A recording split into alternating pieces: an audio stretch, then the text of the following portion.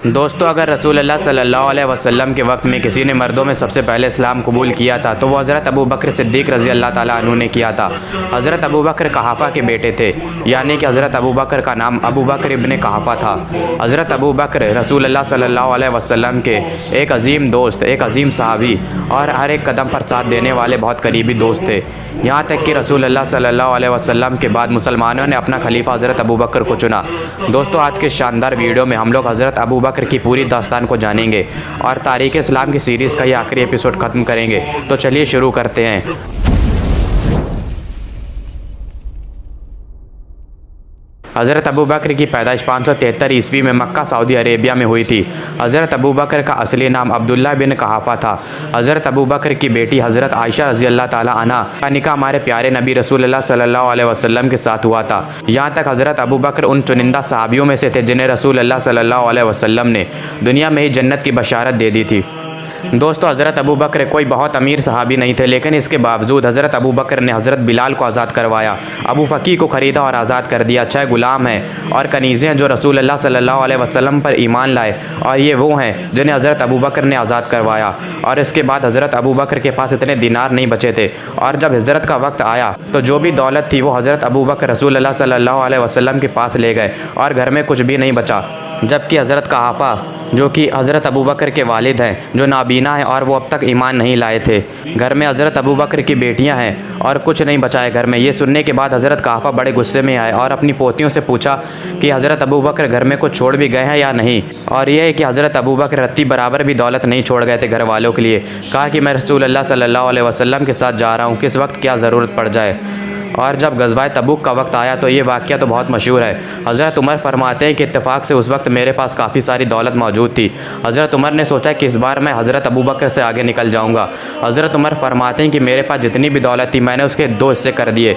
एक हिस्सा मैंने अपने घर में रखा और एक हिस्सा रसूलुल्लाह सल्लल्लाहु अलैहि वसल्लम की खिदमत में पेश कर दिया। आकर रसूलुल्लाह सल्लल्लाहु अलैहि वसल्लम ने हज़रत उमर से पूछा कि ऐ उमर, घर वालों के लिए कुछ छोड़ा है? हज़रत उमर फरमाते हैं कि जी हाँ, मैंने आधी दौलत अपने घर वालों के लिए छोड़ी है।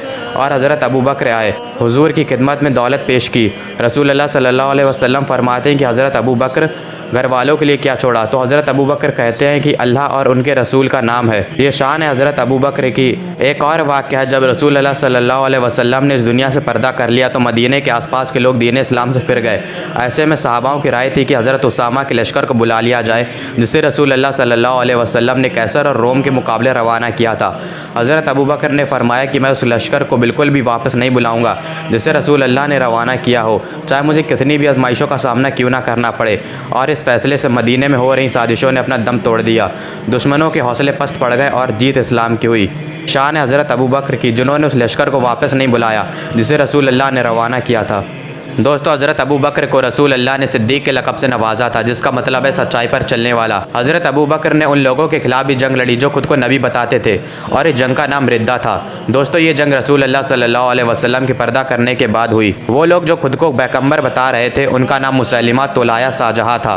सबसे पहले हज़रत खालिद बिन वलीद को तुलाया से लड़ने के लिए भेजा गया, जिसमें हज़रत खालिद बिन वलीद ने तुलाया को शिकस्त दी, जो कि होना ही था क्योंकि कमान अल्लाह की तलवारों में से एक तलवार के हाथ में थी। और इस जंग को बुज़ाका की जंग के नाम से जाना जाता है।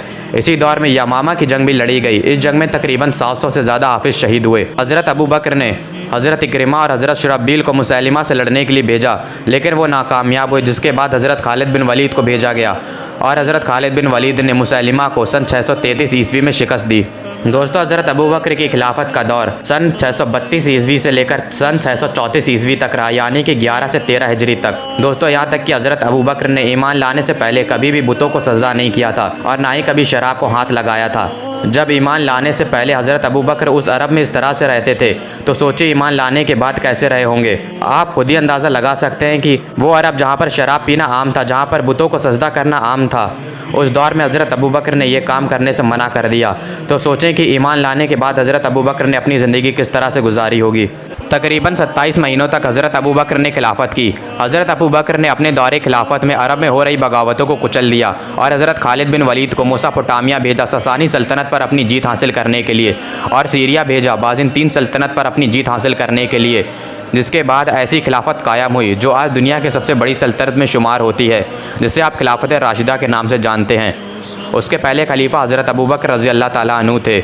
हज़रत अबू बकर ने सन 634 ईस्वी को मदीने में इस दुनिया से अलविदा कह दिया और हज़रत अबू बकर की कब्र मुबारक मस्जिद नबवी में हमारे नबी के पास मौजूद है। और दोस्तों, इसी के साथ हमारी तारीख़ इस्लाम की सीरीज़ का ये चौथा और आखिरी एपिसोड भी ख़त्म होता है।